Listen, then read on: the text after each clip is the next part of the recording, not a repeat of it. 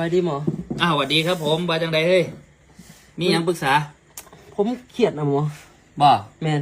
เครียดดิด้วยปกติกินเหล้ากินเบียร์บ่ล่ะเฮ้ยโตน่ะเรากินบ่ได้เบียร์ได้อยู่บ่ต้องบอกหยังไรเอาตะเกียบไปรีดเลยพะย่างแล้วล่ะเฮาก็สิกินคือกันชนแก้วมันคืออยู่บ่ล่ะเชื่อหมอ